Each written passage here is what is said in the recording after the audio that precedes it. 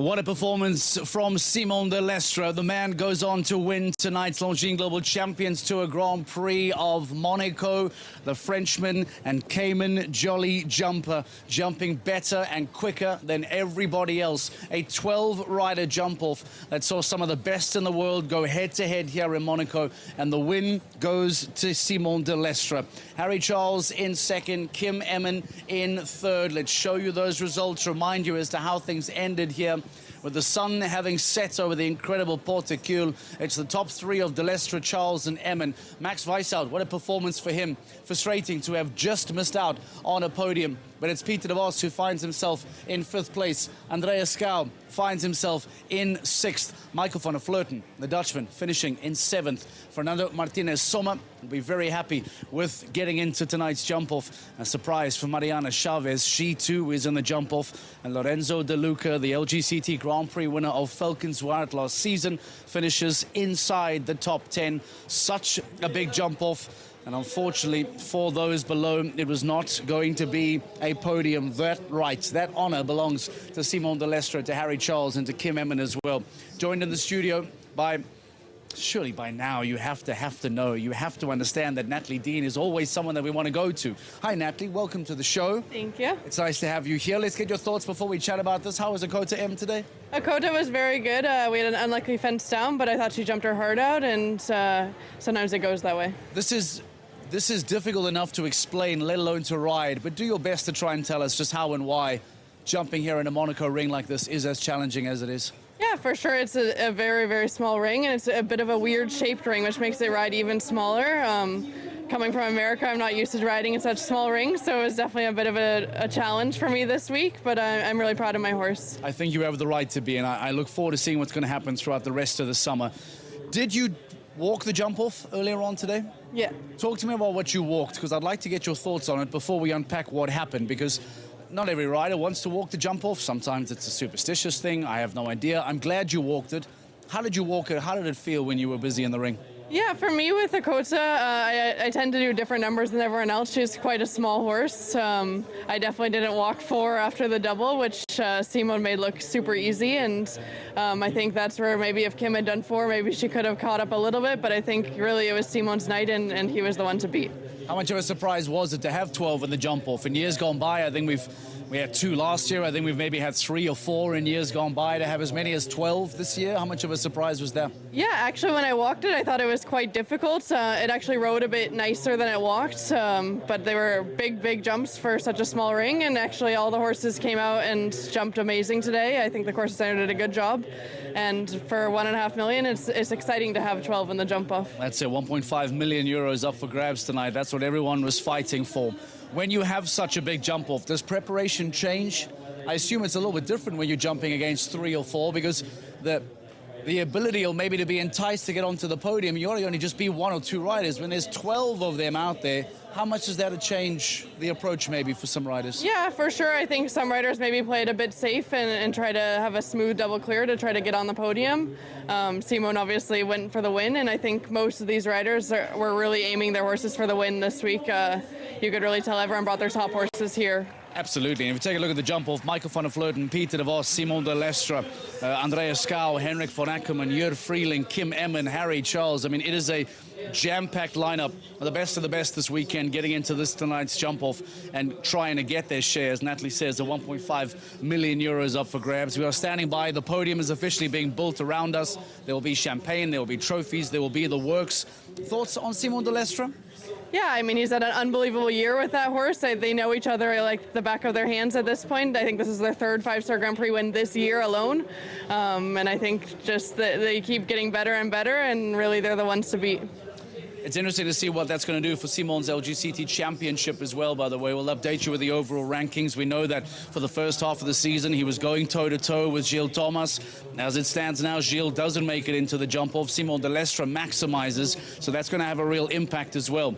Are you keeping an eye on the leaderboard? Is it something that you focused on at all? Are you seeing a little bit of a battle opening up between? Yeah, I think For sure, Gilles has had an unbelievable year. He's been clear in I don't know how many LGCT Grand Prix so far. 9-year-olds as well, by the way, just to put it out there in case anyone is not sure how Gilles can flick a coin and pick what 9-year-old to jump this weekend and goes clear. But yes, carry on. Yeah, I think Simon's had a unbelievable, and he's trying to really keep himself in the fight for that championship. For me, honestly, I'm focusing more on the GCL championship for sure for the Iron Dames. That's really the priority this year, and hopefully our team can pull off a win. Talk to us about how the overall week has been here for you in Monaco. You mentioned the GCL, you mentioned the Iron Dames and Canstars, etc. It wasn't a great weekend for the Monaco Comets, but in general, your time spent here in Monaco, how would you? Yeah, it's actually my first time in Monaco, so it was quite fun to be here and explore a bit. And the crowd here is unbelievable, and the weather's been very, very hot, but it's nice for us to have this weather.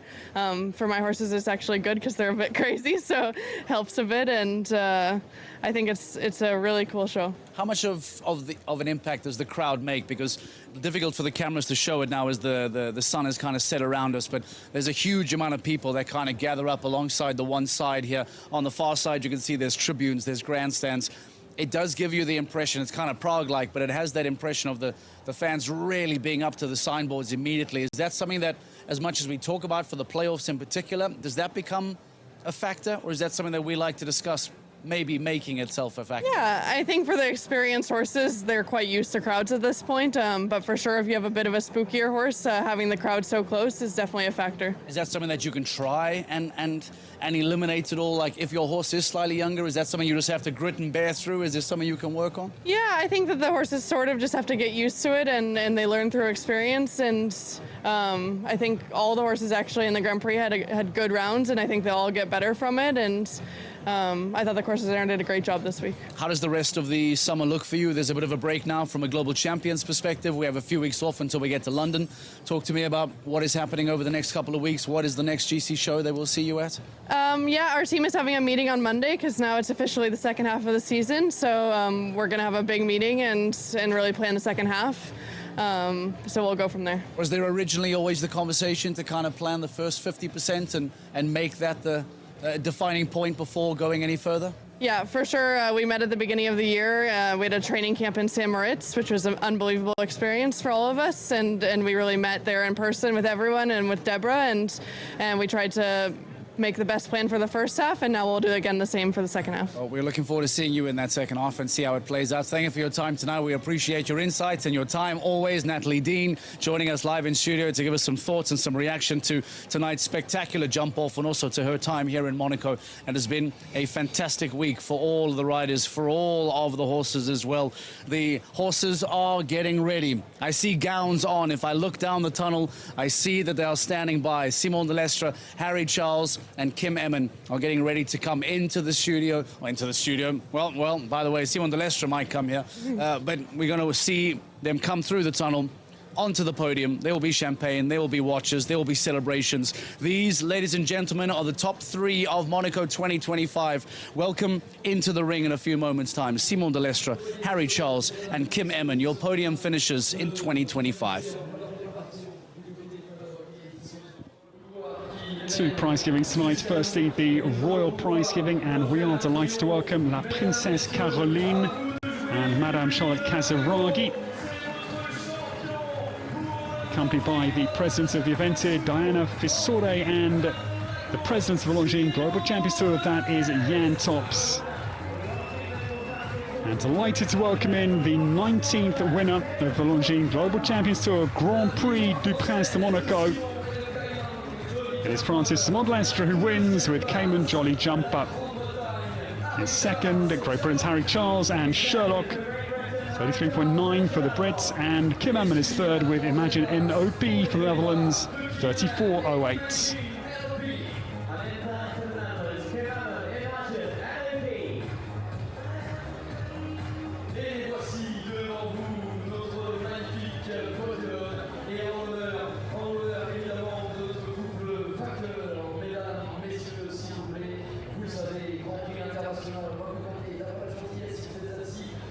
We stand, ladies and gentlemen, to celebrate the national anthem of the winning combination tonight. It is France. Please rise to the national anthem of the winner, Longines Global Champions Tour Grand Prix de Prince de Monaco, by Cayman Jolly Jumper, Simon de Lestre, France.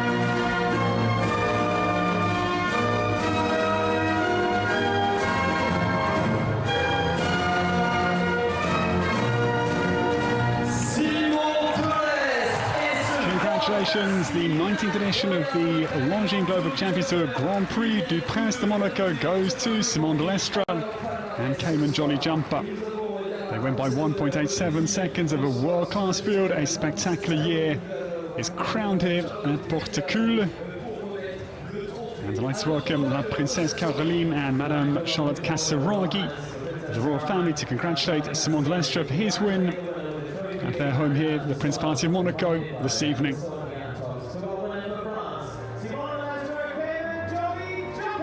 I'd like to welcome as well the event president here, Diana Fissore, alongside the president of the Longines Global Champions Tour, Jan Tops. An extraordinary sport that Jan has again crafted. Now 19 years, the Longines Global Champions Tour started back in 2006. And Simon de Lestre's first win, 2014 in Antwerp with Hermes Ryan. It's a stunning win for him with Cayman Jolly Jumper. After second in Cannes, he comes good to win the Longines Global Champions Tour Grand Prix du Prince de Monaco 2025. 1.87 seconds in show jumping is a landslide victory.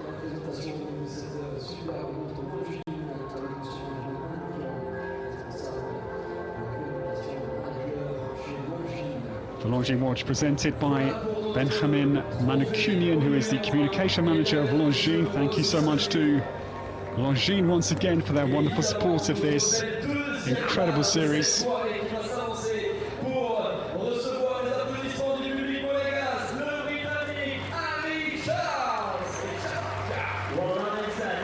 Harry Charles comes within touching distance of the win here.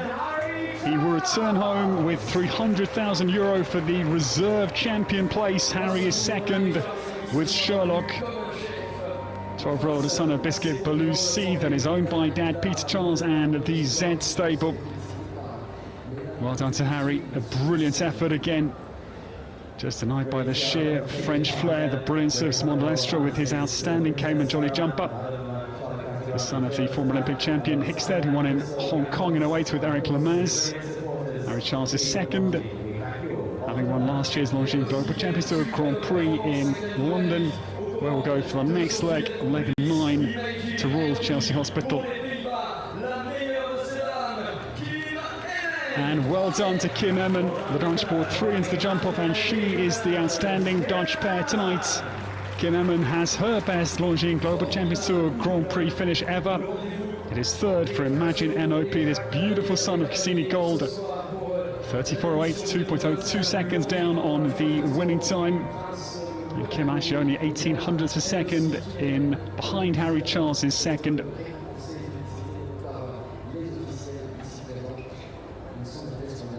Thank you very much to La Princesse Caroline, to Madame Charlotte Casseraghi, to the event president Diana Fissore here in Monaco, and to the Longines Global Champions Tour president Jan Tops for the award ceremony this evening here in Monaco.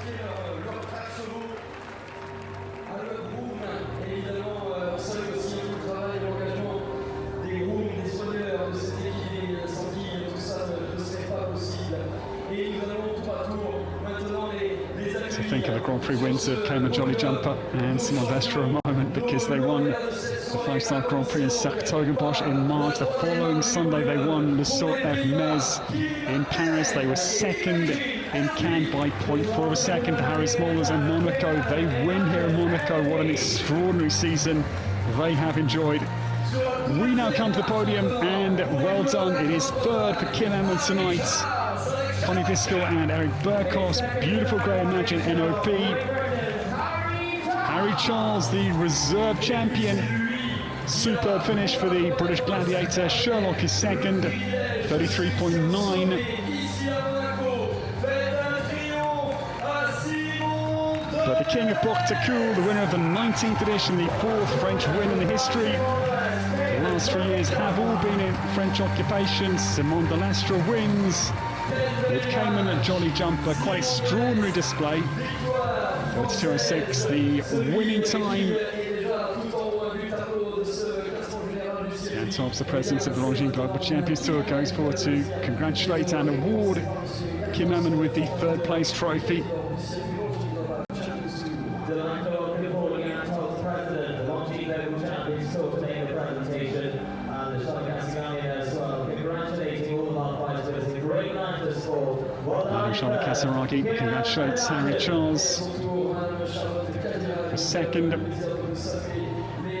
It's like to now welcome Benjamin Manoukian, the communication manager of Longines, who has the Longines timepiece this evening to award to the champion, Simon de Lestre, and Cayman Jolly Jumper. Princess Caroline congratulates the champion here in Monaco. It is Simon de Lestre who wins the 19th edition of the Longines Global Champions Tour Grand Prix du Prince du Monaco this evening. Thank you, Longines, and thank you.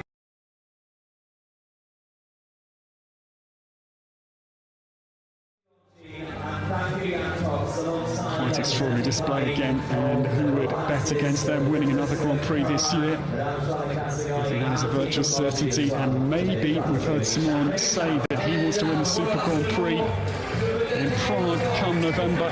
The bubbles burst here and now, and Simon de Lestre is thoroughly soaked by Kim Emmen. Well done to Simon and Cayman Jolly Jumper, the winners this evening. Gets a nice collar load from the Dutch lady, and Harry Charles gets a faceful.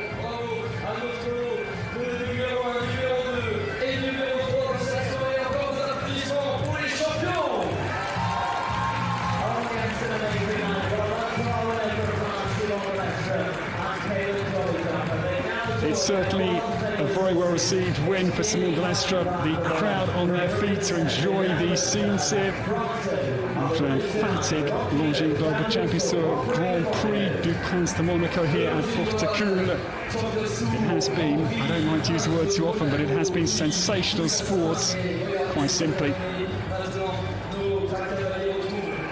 And Charles has a great second place, but this pair, they go from strength to strength again in 2025. What they can do, we wait and see.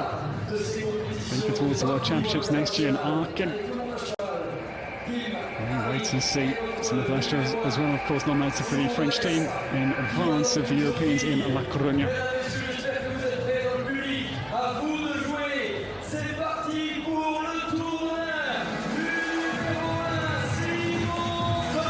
The winners of the Longines Global Champions Tour Grand Prix du Prince de Monaco. Simon de Lestre strikes another mighty win this evening. He had to be at his brilliant best, hotly pursued by Harry Charles. But there is your champion. Leg 7 here in Monaco goes to Simon de Lestre, and Cayman Jolly Jumper. He secures the golden ticket to the Longines Global Champions Tour Super Grand Prix in Prague. Good night from us in Monaco. We'll see you next time in London for leg 9. From myself, Ed Holloway, good night. Well done to Simon de Lestre.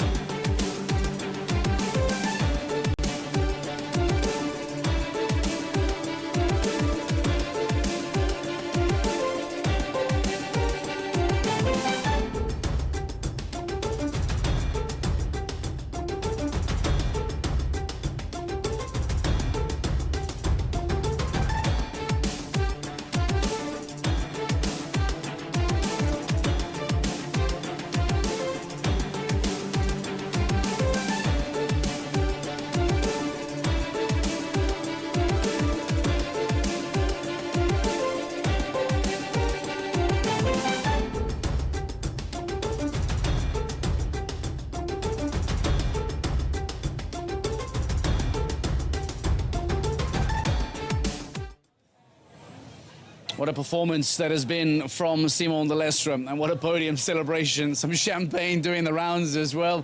We will have your Monaco champion in the studio in a few moments' time. We'll also get the thoughts and some reaction from second place Harry Charles and third place Kim Emmen, rounding out the podium tonight on a magnificent 1.5 million euro LGCT Grand Prix here tonight in Monte Carlo in the Porte-Cule. It has been a sensational night. And now as the sun has begun to set and the lights have opened up alongside the mountain and opened up on all of the yachts behind us, it is a glorious, glorious view.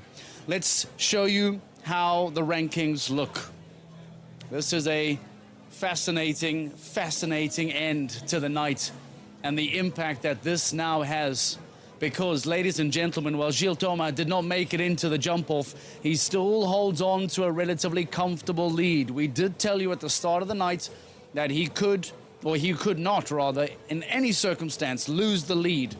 But what a power play from Simon de Lestre, the man in second place, to cash in and take maximum points to try and close the gap as much as he could on Gilles Thomas.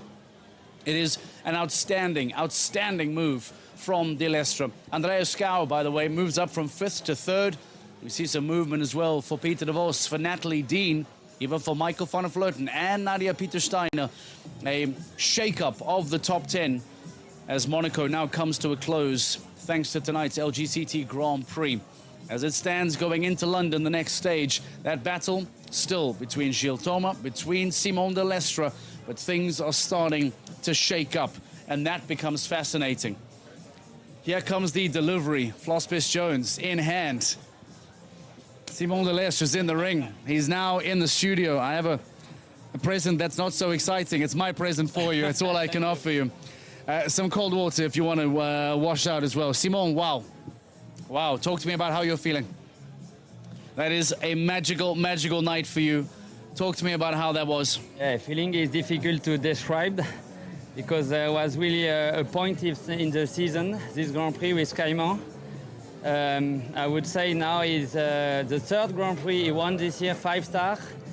Second in Cannes, because I don't take the last risk in the jump-off. And winning here, I have no word for that, for saying how good this horse is and how lucky I can ride and be his rider. It's been an incredible few months for you both, hasn't it? Yeah, Cayman is always, he's active, he's hot, but when you can just control him just a little, I can help him, then he can jump like 170 from nothing. He had massive counter, last quality. He's a different level of horses. Can we talk about the jump-off that you walked? I want to start from the beginning. Talk to me about walking the jump-off, because some riders have said to us that the walking and the riding felt a little bit different. Before you came out to jump, when you walked it, what were you expecting?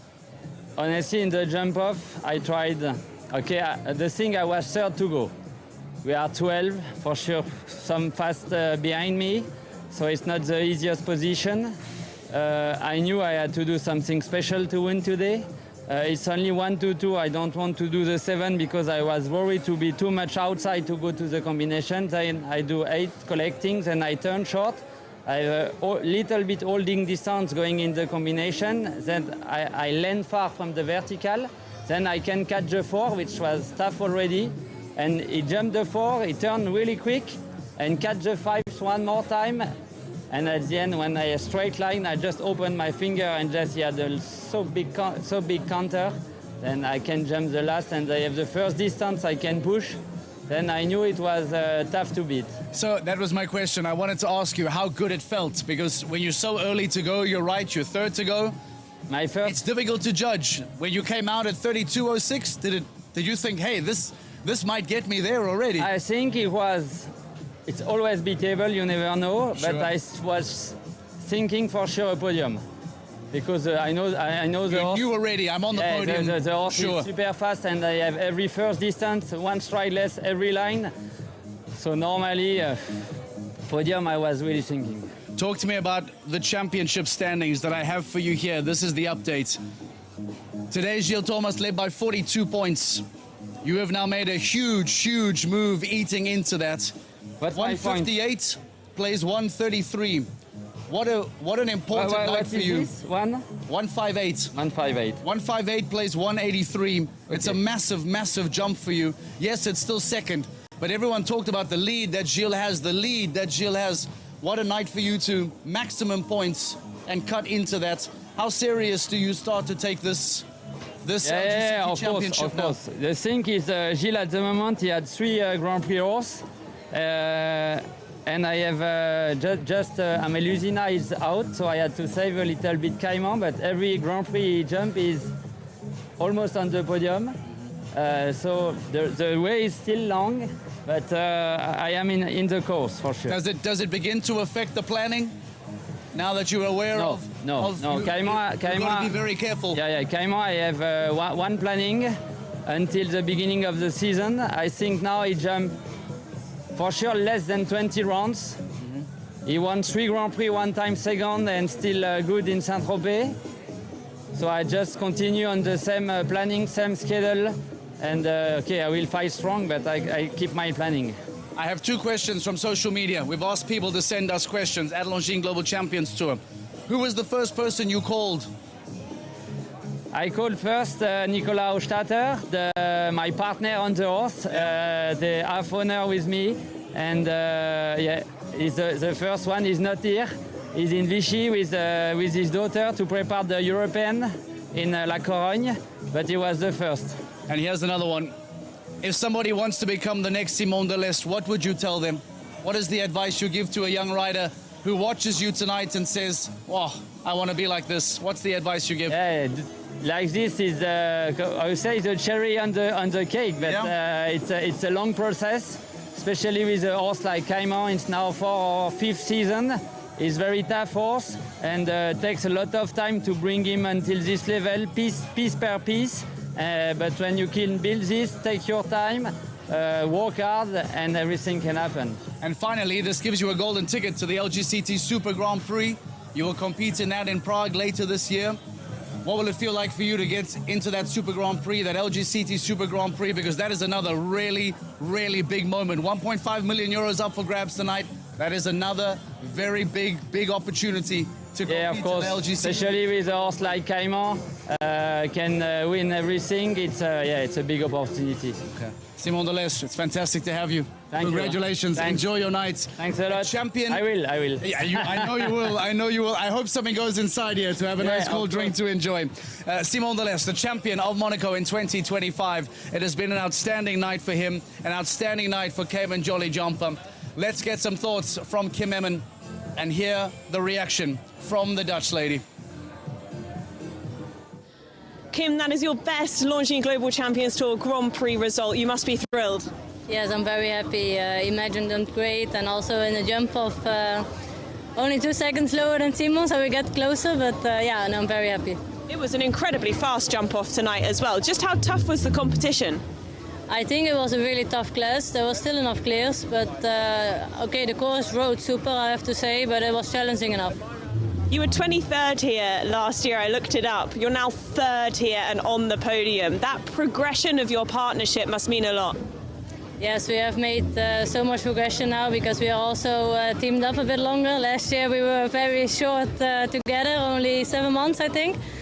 So we had to get to know each other, but last year I had a good training here before Paris Olympics because there I was 3 times clear, so then the result here didn't matter anymore. Just how special do you think Imagine will be continuing into the future?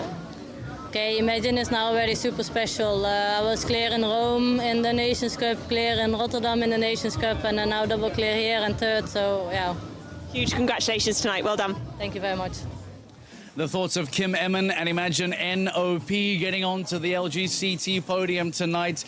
It is an outstanding performance from Kim Emmen. And let me tell you, a lot of people very excited by Imagine NOP and the performances that we are seeing from Kim again and again and again. It's 3rd place for Kim Emmen and it's 2nd place for Harry Charles, an LGCT Grand Prix winner of London in 2024. He falls 1 position shy here tonight, but it's still an outstanding achievement. Let's hear from 2nd place, Harry Charles. Harry, what a night, what a jump off. You had to go last. How intense was it? It was pretty intense. Probably going last helped me in that situation because the other guys just seemed to knock fences down, luckily for me. But yeah, it was a tricky jump off. In this ring all week I've been struggling in it. It's so tight, probably the smallest one we'll ride all year, I hope anyway. And it just comes up so quick, especially when we're riding on the grass outside in big rings. You come here, you just got to think, and the horse has got to think as quick as you do. So it's a bit of an adjustment. So luckily tonight it wasn't perfect, but Sherlock gave me everything, and I'm more than happy with second. I saw Michael van der Vleuten giving you a little bit of advice just before you went in. What did he say to you? I actually asked him if the 4 was on, because I think only him and Simon did it. So looking back, I would have probably done 5. It was so far away. I wasn't even in the ring when I took off. But Sherlock had a big enough step and he trusted me, so thanks to him. It was not the best distance. But he told me I would get it, and he was right, so yeah, thanks to him. Just proves the scope of Sherlock, actually. The atmosphere in here tonight was electric, just for us watching. What was it like for you as a rider here in Monaco? Yeah, it's awesome. This is I haven't been here in 6 years, and the show's grown quite a bit with the addition of a new warm-up and the grandstands, and it was absolutely packed. You know, everyone's kind of crammed in, which gives it a great atmosphere and good buzz, and yeah, I really enjoyed it tonight. A wonderful result as well. Well done, Harry. Thank you very much. The thoughts of the incredibly talented Harry Charles finishing in second place tonight. But the evening belongs to Simon de Lestre. The Frenchman wins here in Monaco tonight. He takes home maximum points, and because of that, he eats into the championship lead of Gilles Thomas. The two of them are making this a very, very exciting championship race. Andreas Scow, just by the way, moves into third place on the overall rankings as well. But as it stands, Gilles Thomas, Simon de Lestre are making this a fascinating two-horse race going into the second half of the season. Can Andreas Scow make up ground? Can those in the top 10 make up ground? You'll have to wait and see until London. That is our next stage. For now, we will celebrate. The lights are out, the music is on, and the vibe in the Porticule is ready for that of a Saturday night to celebrate and enjoy the Longines Global Champions Tour Grand Prix. I also believe there's quite a big party happening at Nikki Beach as well, by the way. I think the crew might well pick up as quickly as we can and head out there as well. Have a fantastic night. Thank you for joining us, and we'll see you at the very next stage of the Longines Global Champions Tour, and that is in London. Bye-bye.